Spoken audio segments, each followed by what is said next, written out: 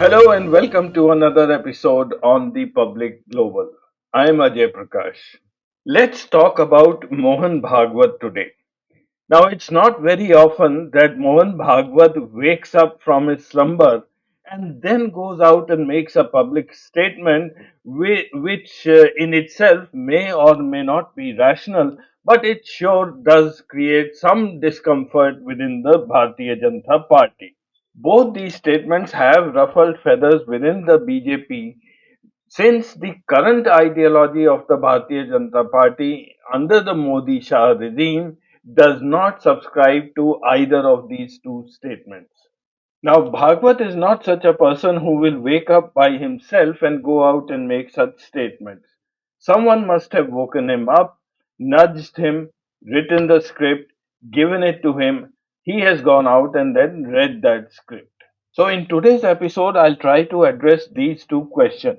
I'll show you some data regarding both of them. The second question is the one which creates a lot of issues within the social media, especially on WhatsApp groups, and it's floating around saying that the Muslim growth is too high and the Hindus are in danger. Hindu खतरे में है क्योंकि Muslim population बढ़ रही है. And the first one has started coming out in public domain rather recently, and Mohan Bhagwat is just one such person who has raised this issue.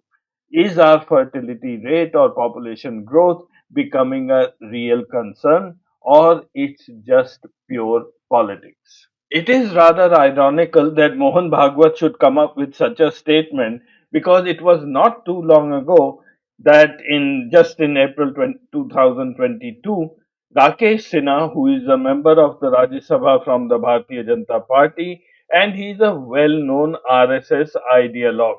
He had brought up a private member's bill to regulate the population in the Rajya Sabha, which was never tabled, and he withdrew it after there was opposition from within his own party.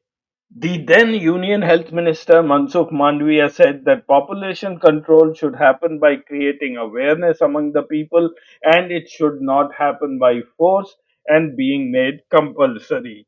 While withdrawing the bill, Sinha added, "We will be able to control our population rising above caste, religion, language, and district on account of serious efforts being undertaken by this government." Sinha cited the example of Hindu and Muslim population growth rate differences in Kerala and West Bengal. He said that from 2001 to 2011, the decadal growth rate of Muslim population in West Bengal was 21%, whereas that of Hindu population was 10%. Similarly, in Kerala, the decadal growth rate of Hindus was 10%, whereas that of Muslims in the state was 29%. And he further added that facts do not change by closing one's eyes. Mr. Rakesh Sinha needs to be reminded of two things. First one, it is your government which has not done the census which was due in 2021. We are already 4 years late and no one knows when this census is going to even start. Secondly, since you don't have current data, you can talk only about the past. And when you talk about the past, you start to pick and choose certain periods, certain dates, which will suit your own agenda. I really don't know from where Rakesh Sinha has got those population growth figures. He must be having sources other than the government sources because what I am showing you is from the census data which is available in the public domain. What I'm showing you here are the decadal growth rate figures, which means the percentage by which our population grew over a 10-year period, starting from 1951 when the first census happened till the last one which happened in 2011. And since no census has yet been done in 2021, the figures of 2021 are pure estimates. As things settled down in the country after independence, the Hindu population growth rate started to increase. We saw a peak in 1971. The growth rate at that time was 24%, which is roughly equal to 2% per year. Now, this 2% later came to be known as the Hindu growth of rate and was a parameter in our planning exercises. Post 71, the Hum Do Hamare Do campaign started, and the Hindu rate of population growth has been continuously on the decline. In 2011 2021, it is estimated to have come down to 14%. Now, on the other hand, the Muslim population initially for about 10 years saw a marginal decline, but thereafter it started to increase, and the Muslim population growth rate peaked almost 20 years after the Hindu peak. That was in 1981. But thereafter, the Muslim growth rate is also on a decline and has come down by almost 10% over the last 40 years.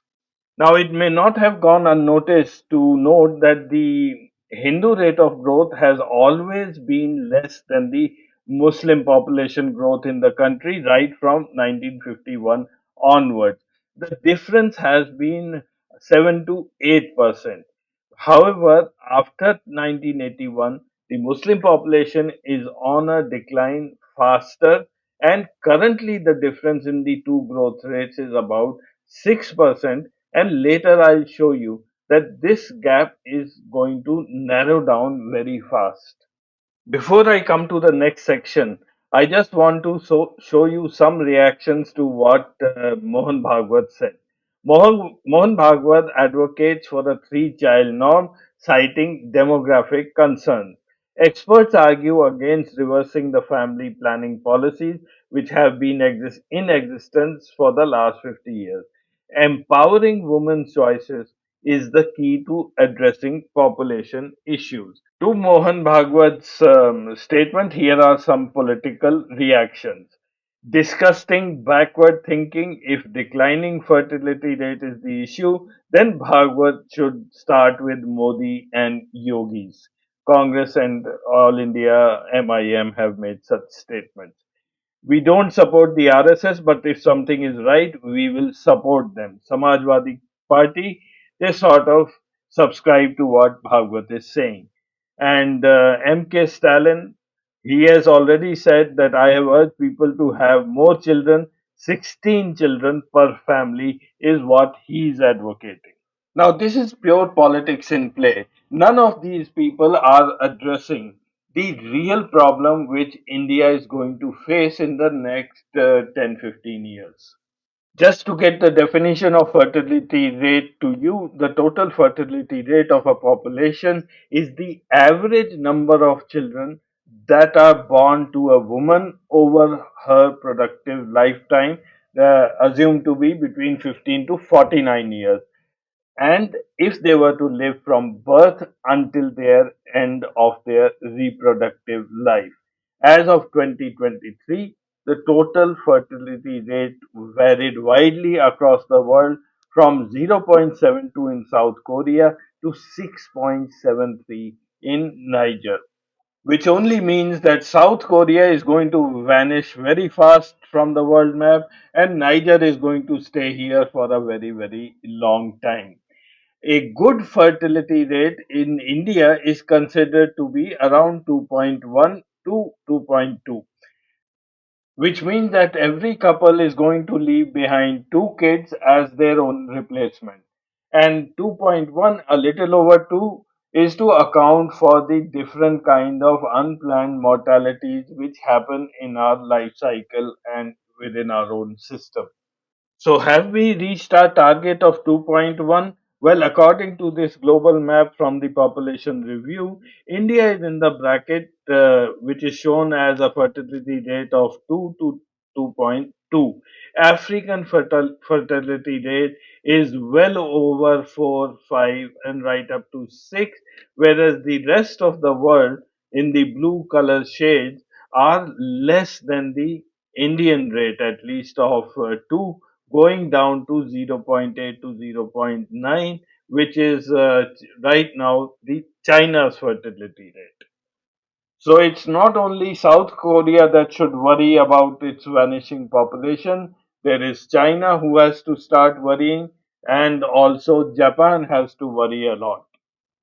And as far as India is concerned, it is the time to go and thank your grandfathers who had about 6 kids or 7 kids or even 12 kids, that we are not facing this problem right now in our lifetime, but in the next 10, 15 years, this problem is going to become a real problem because our fertility rate is dropping very fast. And it's quite obvious when I say India's fertility rate is 2.1, it doesn't mean it applies in all states. So the state-wise data is shown here from the National Family Health Survey done in 2019-2020. And as you can see, several states in the south below the Vindhyas have a much smaller fertility rate than their counterpart states in the north, the highest being Bihar, which is 3, Meghalaya 2.9, UP 2.4, whereas people like Tamil Nadu, states like Tamil Nadu, it's 1.8, Andhra 1.7, Maharashtra 1.7, and Gujarat 1.9. The population is also declining in the upper hilly regions of Ladakh, J&K, Himachal, and Punjab. Therefore, it becomes quite natural for the southern states to start worrying about their declining population. And that's probably one reason why MK Stalin came out and said that everyone should produce more children.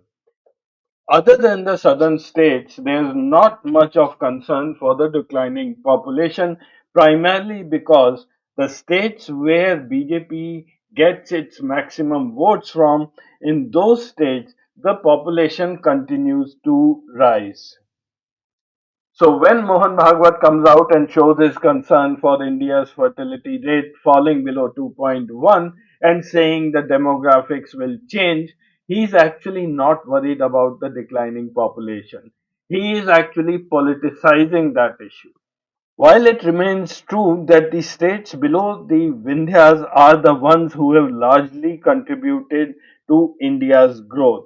If you see this figure of GST collection for the financial year 23-24, you'll see that contributes the maximum towards the GST collection, followed by a state like Karnataka. Even a small state like Haryana contributes much more than Uttar Pradesh. The significant contributors to GST are also Gujarat and Tamil Nadu. Revenue distribution based on population has been a grievance of all the southern states because for every 100 rupee paid in direct taxes to the government of India, how much they get back is shown in this figure.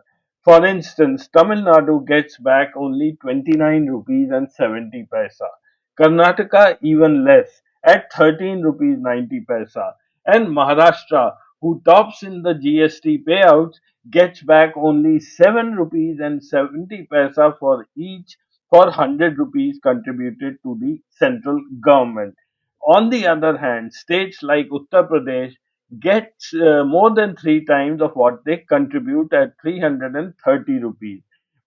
Bihar at 920 rupees for every 100 rupees, 9 times more. Jharkhand above 300, Madhya Pradesh 280, and so on. I could have shown you much more data on this, but that is not the point of discussion today. Things are going to get worse for the southern states if the population decline is not arrested.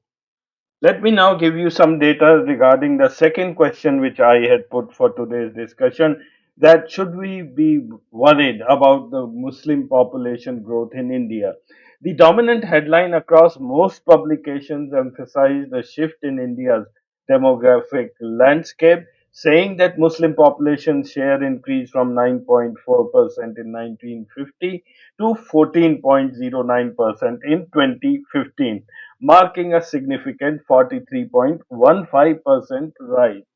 In contrast, they say the share of Hindus India's Hindu population declined from 84.68% to 78.06% over the same period, a 7.82% decrease. I'm quoting from this article published in the Business Standard in May this year. I have put the link here. I'll also put it in the description. Now, they quote these figures based on a study done by the NGO Population Foundation of India, and there's one simple reason. They say the census shows that over the past 3 decades, the decadal growth rate among Muslims has been on a downward trajectory, outpacing that of Hindus. What this means in simple terms is, well, yes, in the past, the Muslim population had grown much faster than the Hindu population growth rate, but the decline when it has started, the Muslim population growth is declining at a faster rate than the decline in the Hindu population rate. I had shown you this figure in the beginning of the decadal growth rate among Muslims and the Hindus. And now, if I do a little bit of analysis on that and I put a trend curve on this, you will see what the article means. The Hindu growth rate is, of course, declining, it will go down much further. But when the Muslim population growth rate started to decline in the 90s, it is declining at a much faster rate than the Hindus. So there will be a time in future that the Muslim population growth will fall below the Hindu population growth. So answering these two questions, is our fertility rate or population growth becoming a real concern or it's just pure politics? Well, the answer is people should be concerned about it, and right now the guys who should be concerned are turning a blind eye to this. Second question was, is the population growth of Muslims in India too high to be of concern to policy planners? Not at all. The population growth in both Hindus and Muslims is as per the norms, as per the historical trend. There's nothing to be worried about, and it's pure politics which is being played on this issue. So, thank you for watching this episode. Just to remind you, if you haven't subscribed yet to our channel, please do so. And I'll see you again next week. Thank you very much.